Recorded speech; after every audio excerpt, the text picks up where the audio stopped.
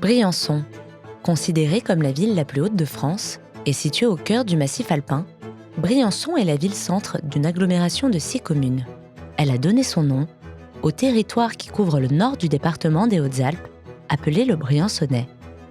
Ville sport et santé, ville d'art et d'histoire, Briançon, où la pratique d'activités en plein air est habituelle en toute saison, célèbre pour son domaine skiable de Serre-Chevalier et ses fortifications Vauban, fascine par ses paysages à couper le souffle. La qualité de vie à Briançon attire de nouveaux habitants chaque année. Cependant, la ville fait face à un problème de taille, une pénurie de logements sans précédent.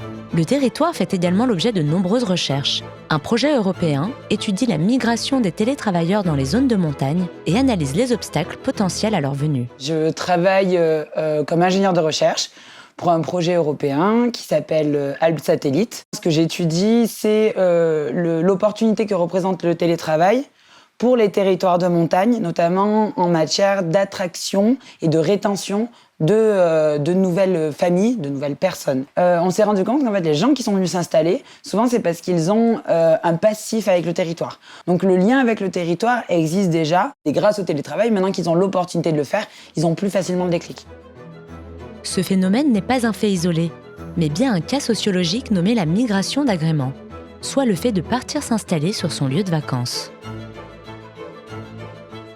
Certaines personnes qui s'intéressent à ce phénomène, notamment Bourdeau, qui étudie la migration d'agréments depuis quelques années. Et en fait, c'est un phénomène qui est en pleine expansion et c'est pour ça qu'on est financé pour travailler là-dessus. C'est parce que c'est un phénomène qui est en train de se développer énormément. Oui, on a quand même une grosse partie de notre clientèle qui est nouvelle. Et puis il y a les mutations, parce qu'il y a quand même l'hôpital, le commissariat de police. Mais le marché locatif est déjà saturé. Comment accueillir de nouveaux arrivants dans une ville qui peine déjà à loger ses habitants ? Qu'il s'agisse des travailleurs de l'hôpital ou du pôle médical Edith Seltzer, des saisonniers permanents ou des autres habitants, tous subissent la pénurie de logements. Et maintenant que j'aimerais déménager pour avoir quelque chose de plus grand, je ne trouve pas. Aujourd'hui, en moyenne, on met en ligne, dans les 48 heures, c'est loué. Il faut savoir qu'en 4 mois, j'ai visité 2 appartements.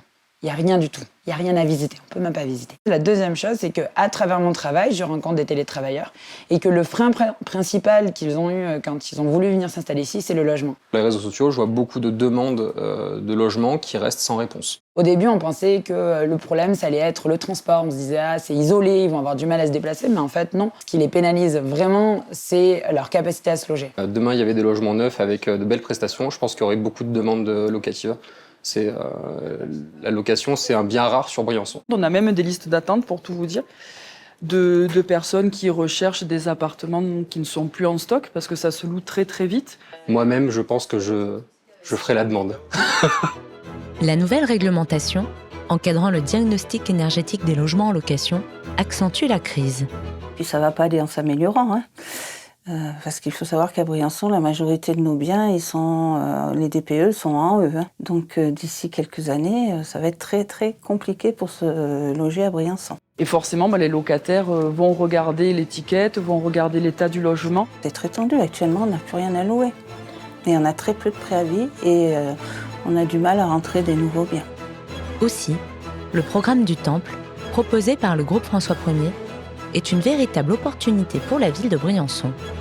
Ces futurs appartements rénovés bénéficieront d'un diagnostic de performance énergétique de niveau D et se placent comme une véritable opportunité dans une ville en grande tension locative.